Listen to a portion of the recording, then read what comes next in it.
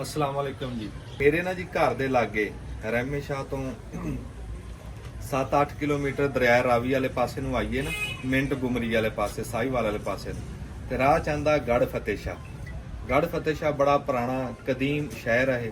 ਪਾਕਿਸਤਾਨ ਬਣਨ ਤੋਂ ਕਿਹੜਾ ਵਕਤਾਂ ਪਹਿਲਿਆਂ ਦਾ ਆਬਾਦ ਹੈ, ਦਰਿਆ ਦੇ ਮਣ ਦੇ ਉੱਤੇ ਹੈ।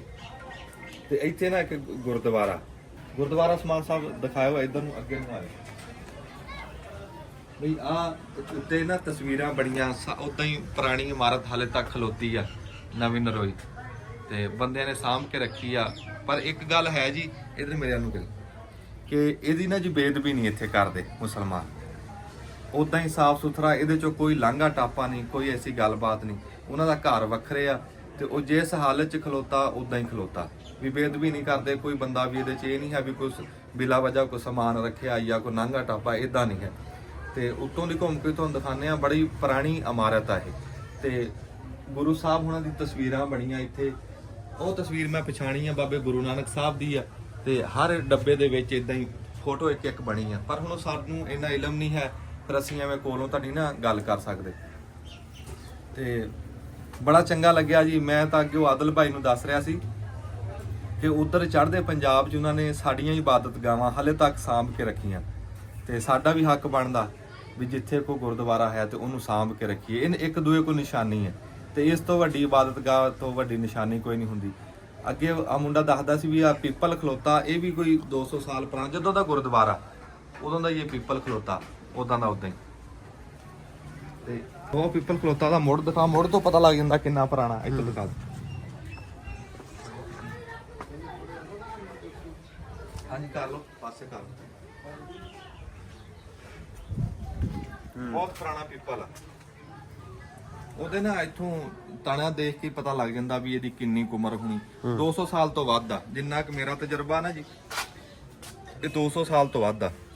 ਉਸਮਾਨ ਸਾਹਿਬ ਉਹਦੇ ਤੇ ਕਿੰਨਾ ਨੰਬਰ ਲਿਖਿਆ ਸੀ? 1900 1800 1700 ਆਈ ਥਿੰਕ 39 1739। ਹਾਂ 39 ਫਿਰ ਟੇਵਾ ਠੀਕ ਹੈ ਮੇਰਾ, 200 ਸਾਲ ਤੋਂ ਤੱਕ ਜ਼ਿਆਦਾ 300 ਦੇ ਨੇੜੇ ਲੱਗ ਗਿਆ। ਦੇਖੋ ਜੀ ਕੈਸੀ ਨਿਸ਼ਾਨੀ, ਕੈਸਾ ਤੋਹਫਾ ਤੁਹਾਨੂੰ ਅਸੀਂ ਦਿੱਤਾ ਅੱਜ। ਇਹ ਤੁਹਾਡੇ ਵਾਸਤੇ ਤੋਹਫਾ ਜੀ।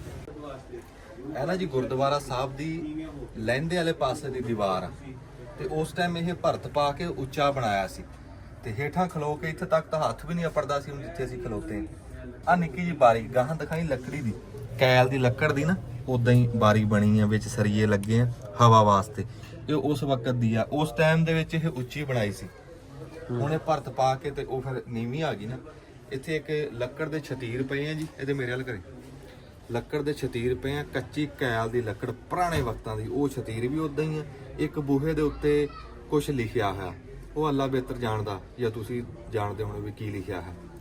ਤੇ ਮੈਨੂੰ ਨਾ ਬੜੀ ਖੁਸ਼ੀ ਜੀ ਹੋ ਰਹੀ ਆ ਕਿ ਮੈਂ ਗੁਰਦੁਆਰੇ ਦੀ ਤੁਹਾਨੂੰ ਜ਼ਿਆਰਤ ਕਰਾਈ ਆ। ਮੈਂ ਤਾਂ ਇੱਧਰ ਦਿਖਾਇਓ ਸਮਾਨ ਸਾਹਿਬ, ਮੈਂ ਤਾਂ ਜੁੱਤੀ ਵੀ ਨਹੀਂ ਪਾਈ। ਮੈਂ ਕਿਹਾ ਜੀ ਕਿ ਬੇਅਦਬੀ ਨਾ ਹੋਵੇ, ਜਿੱਦਾਂ ਆਪਣੀ ਇਬਾਦਤਗਾਹ ਹੁੰਦੀ ਇਦਾਂ ਹੀ ਦੂਸਰਿਆਂ ਦੀ ਹੁੰਦੀ, ਤੇ ਇhtਰਾਮ ਹੋਣਾ ਚਾਹੀਦਾ, ਔਰ ਇਹ ਬੰਦੇ ਕਰਦੇ ਵੀ। ਮੈਂ ਦੇਖਿਆ ਇੱਥੇ ਕੋਈ ਬੰਦਾ ਜੁੱਤੀਆਂ ਨਾਲ ਨਹੀਂ ਵੜਦਾ, ਕੋਈ ਬੰਦਾ ਬੇਅਦਬੀ ਨਹੀਂ ਕਰਦਾ।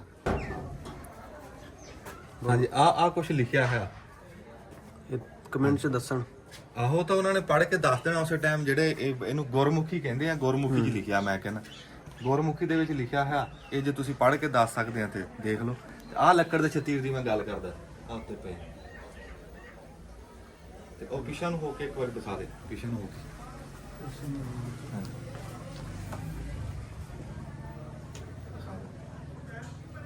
ਦੇਖਿਆ?